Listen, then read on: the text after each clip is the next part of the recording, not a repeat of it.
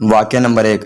قربان جاؤں اس حضرت عمر فاروق رضی اللہ تعالیٰ عنہ پہ۔ جب خلیفہ وقت بنے تو دریائے نیل کی طرف کچھ لوگ ایک لڑکی کو دلہن بنا کر لے جا رہے تھے۔ عمر فاروق نے پوچھا، اس بچی کو کہاں لے کر جا رہے ہو؟ لوگوں نے کہا، امیر المومنین ہر سال اس دریا میں کسی نہ کسی کنواری لڑکی کو دلہن بنا کر دریا کے بیچ میں کھڑا کرتے ہیں، تب یہ دریا بہتا ہے ورنہ نہیں بہتا۔ حضرت عمر فاروق رضی اللہ تعالیٰ عنہ نے کہا، بچی کو واپس لے جاؤ، بچی کا کیا قصور ہے؟ ایک خط لکھ کر دیتا ہوں، وہ دریا تک پہنچاؤ۔ حضرت عمر فاروق رضی اللہ تعالیٰ عنہ نے لکھا ہے، دریائے نیل، میں عمر محمد مصطفیٰ صلی اللہ علیہ وآلہ وسلم کا غلام تجھے حکم دیتا ہوں، اگر تو اللہ کی مرضی سے بہتا ہے تو ٹھیک ہے، اگر تو اپنی مرضی سے بہتا ہے تو تمہارے پانی کی ہمیں کوئی ضرورت نہیں، اللہ خود ہی ہمیں پانی پلائے گا۔ حضرت عمر فاروق رضی اللہ تعالیٰ عنہ کا خط جیسے دریا کو ملا، دریا نے بنا کسی دیر کے بہنا شروع کیا، اتنا زور سے بہنے لگا کہ پانی کناروں تک آ پہنچا۔ واقعہ نمبر 2۔ یہیں حضرت عمر فاروق رضی اللہ تعالیٰ عنہ ایک دفعہ مسجد نبوی میں ممبر نبی صلی اللہ علیہ وآلہ وسلم پہ جمعہ کا خطبہ ارشاد فرما رہے تھے کہ اچانک زمین کے اندر زلزلہ آ گیا، زمین ہلنے لگی۔ حضرت عمر فاروق رضی اللہ تعالیٰ عنہ نے لوگوں کو یہ نہیں کہا کہ مسجد سے باہر نکلو، مسجد کہیں گر نہ جائے، نہیں، حضرت عمر فاروق رضی اللہ تعالیٰ عنہ نے خطبے والا عصا اٹھایا، اس عصا کو زمین پر مار کر کہا، خبردار ہے زمین، اگر عمر نے تجھ پہ انصاف قائم نہیں کیا تو تجھے ہلنے کا حق کیا، اور اگر عمر نے تجھ پہ انصاف قائم کیا تو تجھ کو ہلنے کا کوئی حق نہیں۔ خدا کی قسم، عمر فاروق کی لاٹھی زمین کو لگی، زلزلہ تو بند ہوا مگر آج تک مدینے میں زلزلہ نہیں آیا۔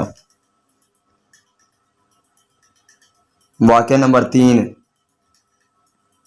ایک دفعہ روم سے سفیر آ گیا، مدینے میں پہنچ کر پتہ کیا کہ مسلمانوں کا بادشاہ عمر فاروق رضی اللہ تعالیٰ عنہ کہاں ہے۔ لوگوں نے کہا، وہ تو بیت المال کے اونٹ چرانے جنگل میں گئے ہوئے ہیں۔ روم کا سفیر حیران ہوا کہ وقت کا بادشاہ ایسا بھی ہوتا کیا۔ حضرت عمر فاروق رضی اللہ تعالیٰ عنہ سے کچھ ملکی معاملات پہ بات کرنی تھی۔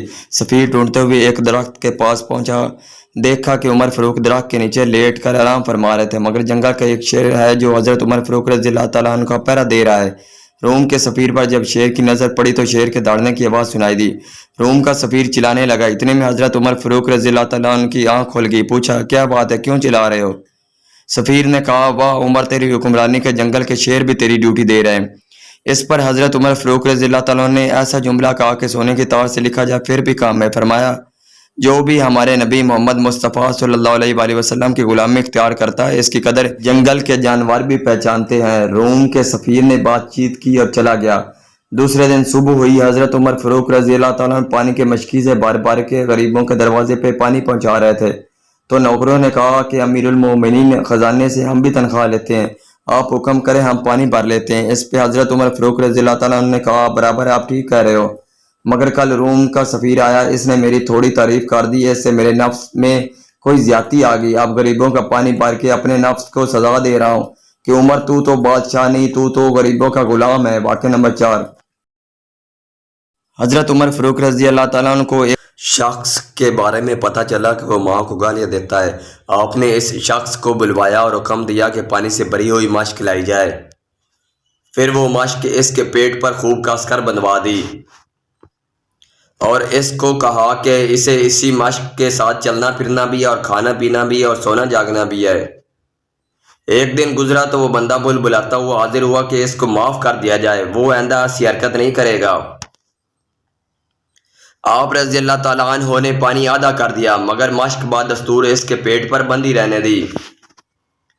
مزید ایک دن کے بعد وہ بندہ ماں کو بھی سفارش بنا کر ساتھ لے آیا کہ اس کو معاف کر دیا جائے اور اس مشک کو ہٹا دیا جائے۔ وہ 2 دن سے نہ تو سو سکا ہے اور نہ ہی ٹھیک سے کھا سکا ہے۔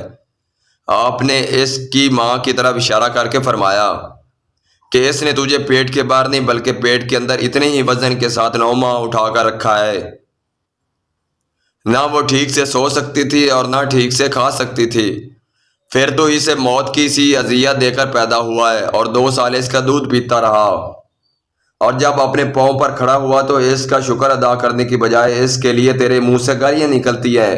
اگر آئندہ یہ شکایت موصول ہوئی تو تجھے نشان عبرت بنا دوں گا۔